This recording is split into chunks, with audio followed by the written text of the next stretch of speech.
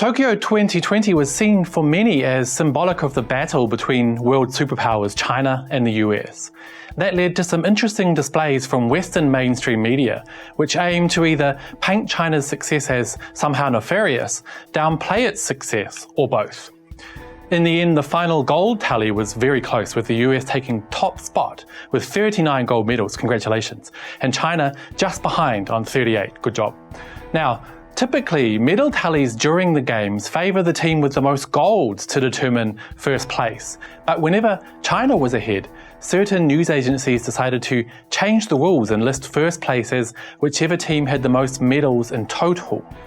Check out ABC News' fancy Olympic medal tracker, which placed the US first, when it was actually third at that point under conventional measures.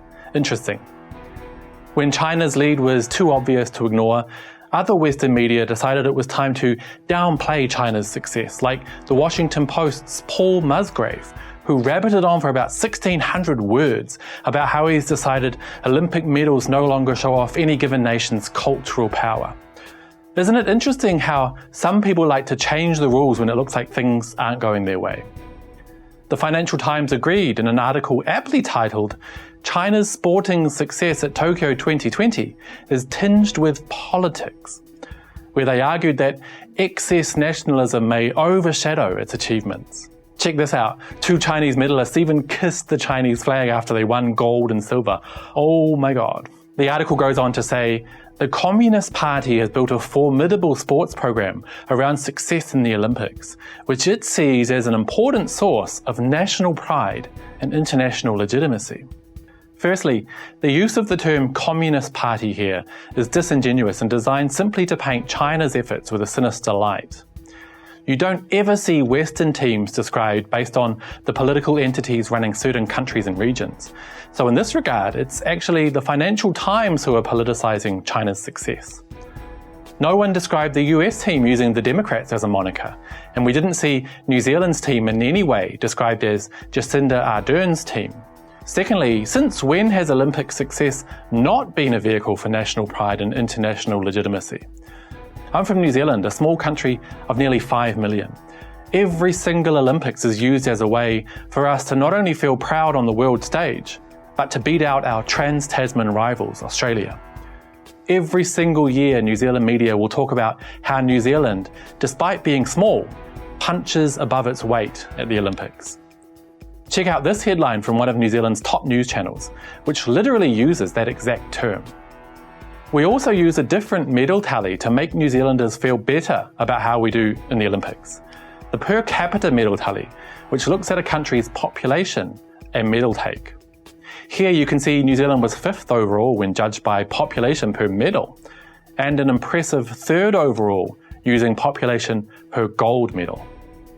So why is it not okay for national pride and international legitimacy now? Oh, that's right, because it's China who's feeling national pride and international legitimacy. Financial Times, you actually suck. They continue to politicize China's success further on in the article, where they mention the 2022 Winter Games. As the party leadership prepares for Beijing, they say. Again, it's only when referring to countries like China that a host of the Olympics is referred to by any other name than the country name. As China prepares for Beijing would be much more fair and honest. Let's take a quick look at some hypocrisy from the New York Times. Here are 2 reports, one about a young US gold medalist and one about a young Chinese gold medalist. First, let's see how they frame China here when they discuss gold medalist Hou Zhihui. China's sports assembly line is designed for one purpose, churning out gold medals for the glory of the nation, the article says. This implicitly dehumanizes Chinese athletes by comparing them to products made in a factory, which instantly conjures up negative images in Western readers.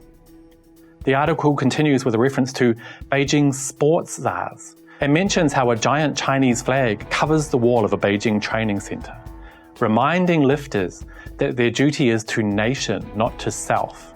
Here, the New York Times are continuing to dehumanize Chinese athletes by presenting them as parts of a larger machine and not individual people.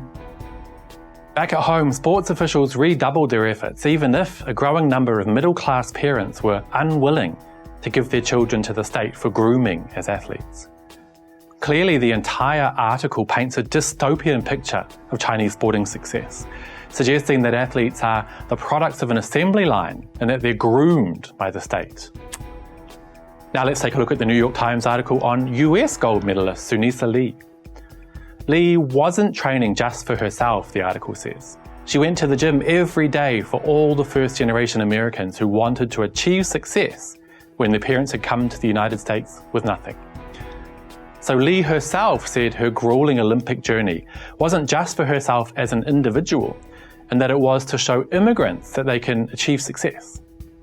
Lee saw herself as a representative of the Hmong American community, and not as an individual, which is heralded here as admirable and worthy, a stark contrast from the story on Chinese gold medalist Hou Zhihui.